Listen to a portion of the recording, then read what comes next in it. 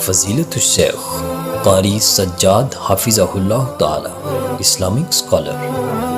بسم اللہ الرحمن الرحیم۔ ایک بندہ مصیبت میں گھرا ہوا ہے، آزمائشوں میں پھنسا ہوا ہے، موت اس کو سامنے نظر آ رہی ہے، کیسے وہ موت کے منہ سے بچ نکلتا ہے؟ واقعہ بڑا حیران کن ہے۔ نبی مکرم صلی اللہ علیہ وسلم اپنے صحابہ سے بیان کر رہے ہیں، بنی اسرائیل کے 3 بندے ہیں، سفر پہ نکلتے ہیں، پہاڑی علاقہ ہے، بارش ہوتی ہے، غار کے اندر پناہ لیتے ہیں۔ اللہ کی کرنی ایسی ہوئی، ایک پتھر آتا ہے، غار کے دروازہ بند ہو جاتا ہے، غار کا منہ بند ہو جاتا ہے، بڑا زور لگاتے ہیں، بڑی کوشش کرتے ہیں پتھر کو ہٹانے کی، لیکن پتھر ہٹتا نہیں ہے، غار کا دروازہ کھلتا نہیں ہے۔ موت ان کو سامنے نظر آ رہی ہوتی ہے۔ جب سارے بے بس ہو جاتے ہیں تو اچانک ایک آدمی ان میں سے کہتا ہے کہ ایک طریقہ میں آپ کو بتاتا ہوں، اگر اس کے اوپر عمل کر لیا جائے تو ہو سکتا ہے یہ پتھر سائیڈ پہ ہٹ جائے تو ہم باہر نکل سکتے ہیں۔ تو سب نے کان لگائے اس کی طرف، جس طرح ہوتا ہے کہ ڈوبتے کو تنکے کا سہارا، کہ انسان ڈوب رہا ہو تو تنکے کو بھی سہارا سمجھ گئے کہ یہ شاید مجھے پانی سے باہر لے جائے گا۔ سب نے کان لگائے کون سا طریقہ ہے؟ وہ کہنے لگا کہ ہم اپنا نیک عمل جو خالص رب کی رضا کے لیے کیا تھا نا، وہ آج سامنے رکھتے ہیں، رب کے سامنے پیش کرتے ہیں، تو رب تعالیٰ ہمیں ضرور اس آزمائش سے نکالے گا۔ ایک بندے نے عمل پیش کیا، پتھر تھوڑا سا سرکا ہے، دوسرے نے پیش کیا، پتھر تھوڑا سا اور سائیڈ پہ ہوا ہے لیکن باہر جانے کا رستہ نہیں ہے۔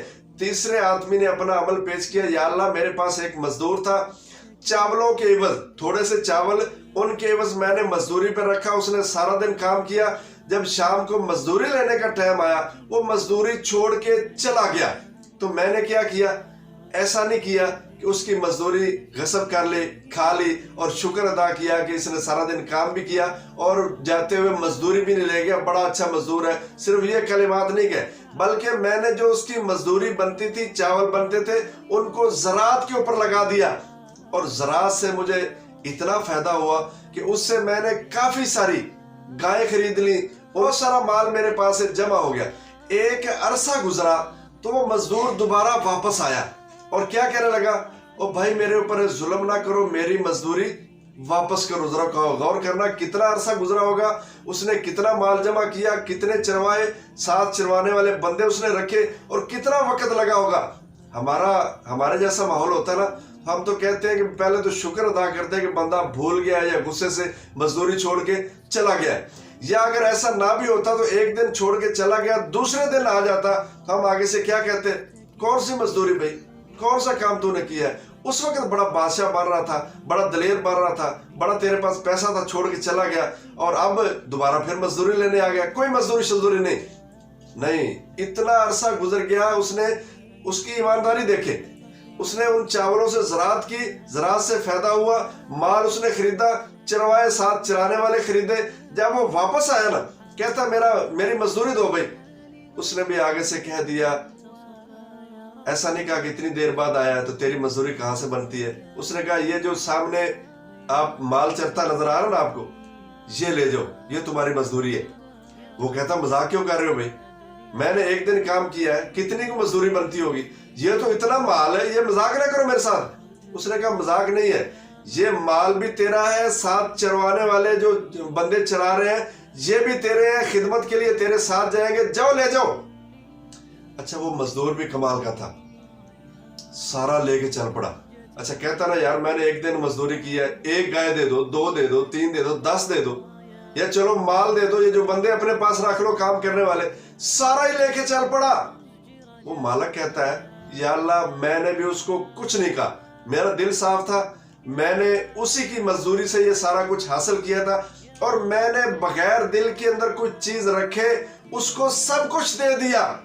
یا اللہ اگر یہ کام تیری رضا کے لیے تھا، آج یہ پتھر ہٹ جانا چاہیے اور ہم نے غار سے باہر جانا ہے۔ غور کرے اللہ کی کرنی ایسی ہوئی، پتھر ہٹ جاتا ہے، غار کا دروازہ کھل جاتا ہے اور وہ اپنے گھروں کو چلے جاتے ہیں۔ تو اگر آج ہم بھی مصیبت کے اندر پھنستے ہیں، آزمائشوں کے اندر پھنستے ہیں، موت سامنے نظر آ رہی ہوتی ہے، تو ہم بھی اپنا ایسا کوئی نہ کوئی نیک عمل اپنے کھاتے کے اندر رکھیں کہ جب ہم پھنس جائیں، مصیبت کے اندر گر جائیں، اس وقت رب کے سامنے پیش کریں، یا اللہ یہ عمل خالص تیری رضا کے لیے تھا، میں نے کیا تھا، اور اس کو بنیاد بنا کے تیرے سامنے رکھ رہا ہوں, دعا کر رہا ہوں یا اللہ اس آزمائش سے تو نے ہمیں نکالنا ہے, تو انشاءاللہ ضرور بضرور ہمارا رب ہمیں نکالے گا, ہمیں اس آزمائش سے چھٹکارا دے گا. حتیٰ کہ موت سامنے نظر آ رہی ہوگی لیکن رب تعالیٰ ہمیں اس موت کے منہ سے بھی بچا لے گا. لیکن اس کے لیے ہمیں کرنا کیا ہوگا؟ اعمال ایسے کرنے ہوگے جو صرف خالص رب کی رضا کے لیے. اور پھر جو یہ جو عمل میں نے آپ کے سامنے کیا ہے, خاص کر مزدور کے حوالے سے, اگر ہم کسی سے کام لیں اس کو پوری اجرت دے. اگر ہم اس کو زیادہ نہیں دے سکتے تو کم از کم پوری اجرت جتنی بنتی ہے اتنی اجرت دے, اور ٹائم پہ دے اور خوش دلی کے ساتھ دے. انشاءاللہ ہمارے مال کے اندر برکت بھی ہوگی اور ہم آزمائشوں سے اپنے آپ کو بچا بھی سکیں گے. اللہ تعالیٰ ہمیں عمل کی توفیق